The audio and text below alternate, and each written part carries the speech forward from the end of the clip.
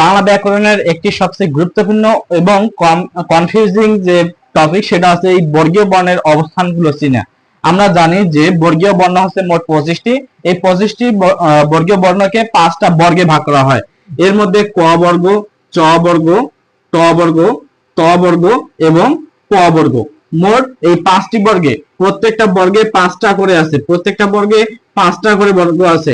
অর্থাৎ ক থেকে উম পর্যন্ত, চ থেকে ইও পর্যন্ত, ট থেকে মূর্ধন্য পর্যন্ত এবং ত থেকে দন্তন্য পর্যন্ত এন্ড সর্বশেষ প থেকে ম পর্যন্ত। এর মধ্যে এই 5 নাম্বার যে আমাদের বর্গীয় বর্ণগুলো আছে এগুলো বলা হয় নাসিক্য বর্ণ। নাসিক্য বর্ণ। আর আমরা খুব সুন্দরভাবে মনে রাখি যে 1 নাম্বার আর 2 নাম্বার আছে অঘোষ, 1 নাম্বার আর 2 নাম্বার আছে অঘোষ, অঘোষ। তারপর হচ্ছে 3, 4, 5 এটা হচ্ছে ঘোষ।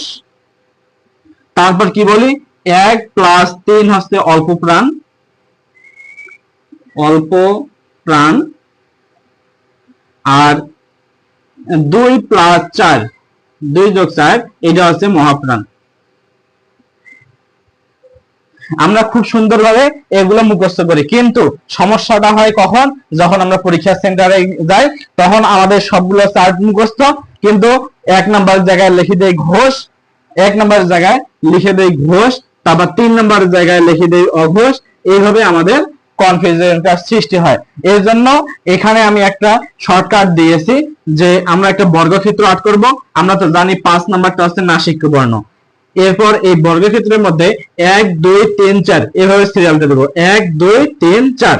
এরপর আমাদের এই পাশে যে বাম পাশে যে বর্ণটা সেটা হচ্ছে অল্প, সেটা হচ্ছে অল্প প্রাণ।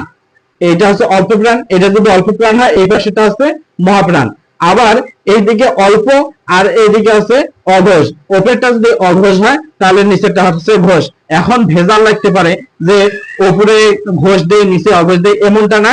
আমাদের বামে এবং উপরে অ দিয়ে শুরু, বামে এবং উপরে অ দিয়ে শুরু, এবং এই পাশে আছে অল্প প্রাণ আর উপরে আছে অঘোষ। তাহলে এর বিপরীত গুলো আছে মহাপ্রাণ আর নিচে আছে ঘোষ।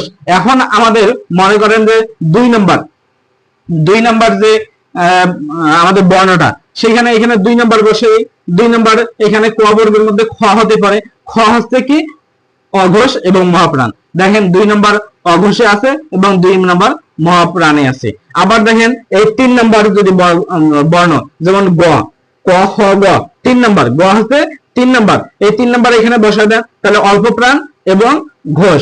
আবার যদি আপনাকে বলি যে দ কত নাম্বার, ত, থ, দ, দ 3 নাম্বারে আছে, 3 নাম্বার, তাহলে এটা হচ্ছে অল্প প্রাণ এবং ঘোষ। যদি বলি ইও কত, ইও হচ্ছে 5 নাম্বারে, 5 নাম্বারে আছে নাসিক্য বর্ণ।